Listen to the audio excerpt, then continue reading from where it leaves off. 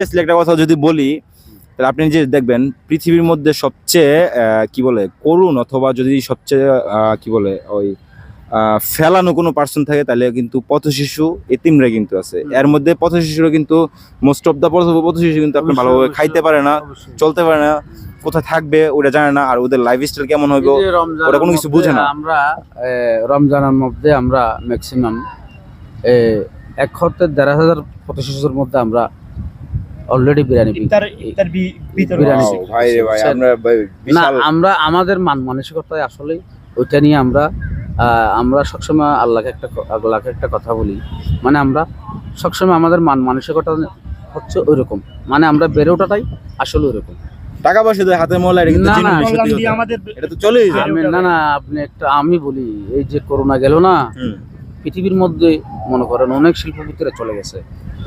এই ম্যাক্সিমাম মনে করেন ফ্রান্সের মধ্যে এক ফ্যামিলিতে 7 জন ফ্যামিলি মেম্বার ওখান থেকে 6 জন মারা যাওয়ার পরে সে ঘরের দরজা দিয়ে এমনভাবে টাকাগুলো ফেলে দিচ্ছে, তখন তো বেঁচে নেয় টাকাগুলো কি করবে?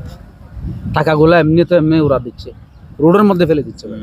এত টাকা কাজে আসতেছে না, আপনি বাসে না থাকলে টাকা কি করবেন? আমি বাসে না, টাকা কি করবেন?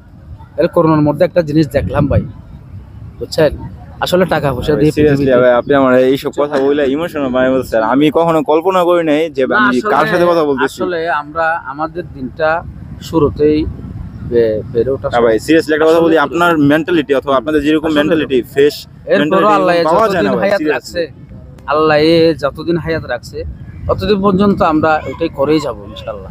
যতটুকু পারি ব্যবসার সাথে আমাদের ইনকাম অনুযায়ী যতটুকু পারি আমরা ওই কাজটা করার জন্য চেষ্টা করে যাবো। ওকে, এই ইনফরমেশন গুলো যদি আপনি সবার মাঝে ছড়াইতে চান, তাহলে অবশ্যই আপনাকে ছোট একটা কাজ করতে হবে, আপনার যেভাবে একটা শেয়ার মারি দিতে হবে। কারণ শেয়ারের মাধ্যমে কিন্তু আপনি যদি হেল্প না করতে পারেন, দ্যাটস নট এ প্রবলেম, আপনার এটা কোনো সমস্যাই না। বাট আপনার হাতে কিন্তু একটা শেয়ার বাটন আছে না, তো আপনার কিন্তু কোনো টাকা দিতে হচ্ছে না, আপনি জাস্ট শেয়ারের মাধ্যমে আপনার সেই সমস্ত মানুষের কাছে এই জিনিসটা পৌঁছানো দরকার যারা এখনো এই জিনিসটা সম্পর্কে জানে না। কি বলেন আপনি? জি, অবশ্যই অনেকেও অবগত না, হয়তো বা অবগত হোক কেউ বা রিসেন্টলি আসে না।